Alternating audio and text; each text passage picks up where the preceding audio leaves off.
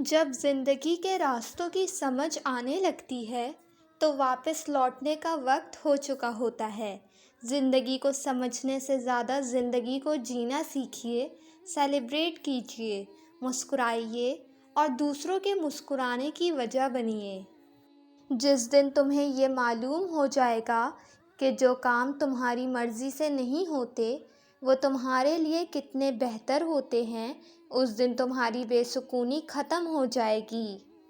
درختوں پہ اوقات سے زیادہ پھل لگ جائیں تو اس کی ڈالیاں ٹوٹنا شروع ہو جاتی ہیں۔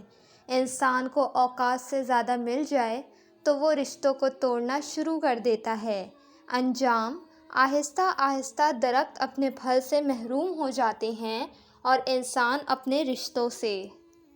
جب نیت کچھ اور ہو اور عمل کچھ اور ہو تو پھر قسمت کبھی نہیں بدلتی۔ ہم لوگ اپنی نیت لوگوں سے چھپا سکتے ہیں، اس سے نہیں جس نے ہم کو بنایا ہے۔ وہ راستے پہلے ہی بنا دیتا ہے لیکن عطا صرف بہترین وقت پر کرتا ہے۔ رشتہ داری میں مقابلہ نہیں ہوتا اور جو مقابلہ کرے وہ اپنا نہیں ہوتا۔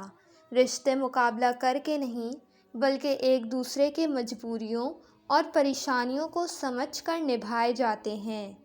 خون کے رشتوں میں بھی ایسے لوگ موجود ہوتے ہیں جو اپنوں کو دھوکہ دیتے ہیں اور منافقت کرتے ہیں، جبکہ غیروں کی غلامی اور دلالی کرنے پر فخر محسوس کرتے ہیں۔ ضروری نہیں کہ کچھ غلط کرنے سے دکھ ملے، حد سے زیادہ اچھا ہونے کی بھی قیمت چکانی پڑتی ہے۔ معاشرے کے بدترین لوگ وہ ہیں جو کمزور کی غلطی پر شور مچاتے ہیں، طاقتور کی غلطی پر مجرمانہ خاموشی اختیار کرتے ہیں۔ حسد اور بے حسی کی عمارتوں میں رشتے نہیں، خود غرضی کے ہی بسیرے ہوتے ہیں۔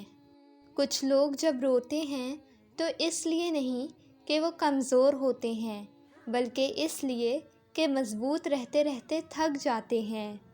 جب کوئی گلہ یا شکایت کرنا چھوڑ دے تو سمجھ لے کہ وہ آپ سے بہت دور جا چکا ہے۔ کرو سونے کے 100 ٹکڑے تو قیمت کم نہیں ہوتی، بزرگوں کی دعا لینے سے عزت کم نہیں ہوتی، ضرورت مند کو دہلیز سے خالی نہ لوٹاؤ، اللہ کے نام پر دینے سے دولت کم نہیں ہوتی۔ مجھے صبر میں رکھنا مولا، کبھی گرنے نہ دینا، نہ کسی کی نظروں میں نہ کسی کے قدموں میں، آمین۔ کسی کی میٹھی باتوں کا مطلب ہرگز یہ نہیں کہ آپ اس کے لیے خاص ہوں گے۔ بعض اوقات کبوتر کو کھلانے کے لیے نہیں بلکہ پکڑنے کے لیے بھی دانہ ڈالا جاتا ہے۔